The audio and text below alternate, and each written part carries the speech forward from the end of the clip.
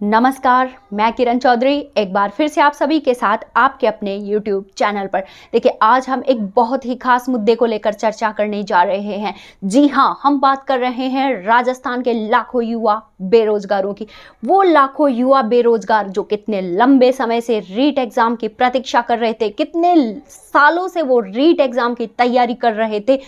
REET exam होती है, होने के बाद पता चलता है कि इसमें कितनी धांधली हुई है, इससे उनमें कितना आक्रोश था, कितनी निराशा उनमें थी। और जब इस चीज़ का विरोध करने के लिए, इसमें हुई जो धांधली का विरोध करने के लिए वो आते हैं, वो भी संवैधानिक तरीके से वो विरोध करते हैं, उसके बावजूद जो है उनके ऊपर लाठीचार्ज किया जाता है। इस घटना ने मुझे बड़ा क्षुब्ध किया और मैं आप सभी के सामने आने के लिए जो है मजबूर हुई। देखिए, आज हम रीट एग्जाम के बारे में बात कर रहे हैं, कुछ मुद्दों को लेकर हम चर्चा करेंगे और आप मुझे कमेंट करके जरूर बताइएगा लास्ट में कि एग्जाम दोबारा होनी चाहिए या नहीं होनी चाहिए।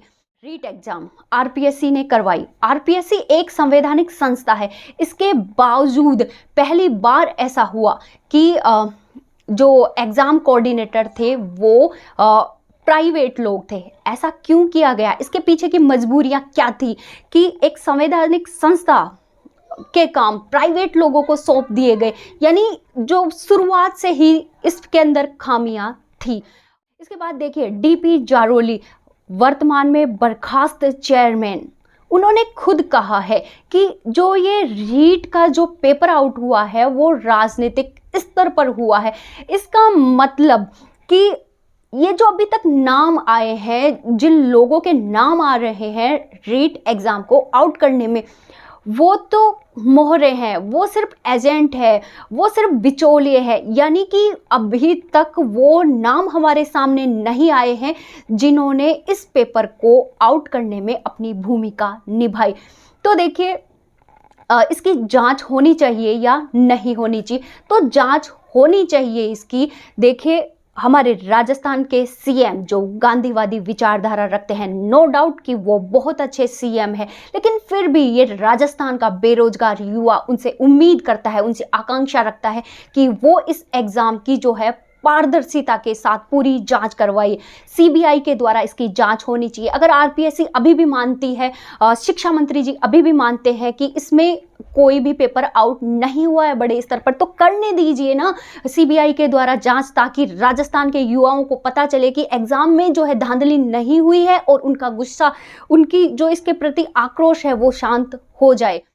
और अगर सीबीआई जांच में पाया जाता है कि पेपर लार्ज स्तर पर आउट हुआ है, तो इस एग्जाम को रद्द कर देना चाहिए। और अगर लार्ज स्केल पर पेपर आउट नहीं हुआ है तो इसको एक पात्रता परीक्षा घोषित कर देनी चाहिए। देखिए, अब बहुत सारे स्टूडेंट सोच रहे होंगे कि जिन स्टूडेंट्स के बहुत अच्छे नंबर थे, उन्होंने लंबे समय से तैयारी की थी, वो 5 साल 6 साल से इस एग्ज़ाम की तैयारी कर रहे थे, उनके साथ नाइंसाफ़ी होगी।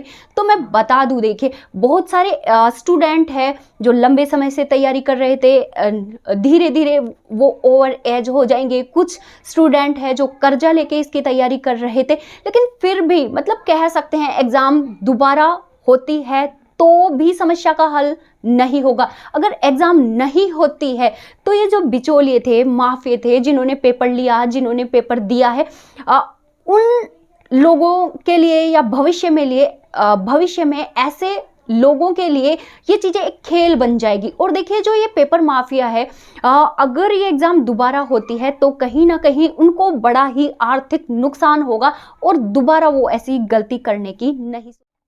जो युवा बेरोजगार जो पिछले कई सालों से इस एग्जाम की तैयारी कर रहे थे, 5 साल 6 साल से, तो वो 5 महीने और 6 महीने तैयारी फिर से कर लेगा।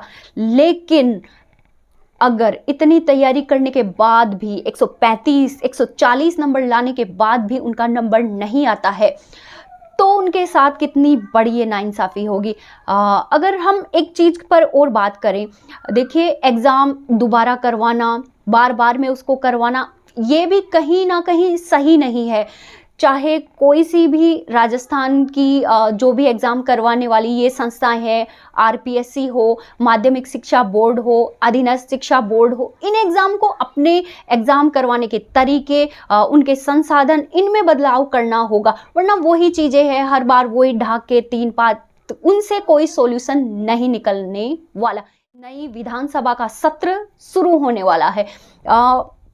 इसमें सत्ता दल और विपक्ष दोनों को चाहिए कि इस मुद्दे पर एक मत वो दे और इस एग्ज़ाम के लिए पारदर्शिता के साथ जो है जांच होनी चाहिए और जो भी लोगों ने इसके अंदर धांधली की है उन लोगों को कड़ी से कड़ी उनके ऊपर कार्रवाई की जानी चाहिए। उन्हें जो है उम्र कैद की सज़ा होनी चाहिए। उनकी जो संपत्ति है उस संपत्ति को जब्त किया जाना चाहिए। राजस्थान के मुख्यमंत्री जी, आरपीएससी और राजस्थान के शिक्षा मंत्री जी से मैं उन लाखों युवा बेरोजगारों की तरफ से नम्र निवेदन करती हूं कि आप इस रीट एग्जाम की पारदर्शिता के साथ जांच करवाइए और जो भी इसके अंदर दोषी पाया जाता है उसको कड़ी से कड़ी सजा दीजिए, ताकि आने वाले समय में फिर से ऐसी चीजें ना हो। क्योंकि ये बहुत गलत है कि लाखों युवा बेरोजगार जो कितनी कड़ी मेहनत कर रहे थे और फिर उस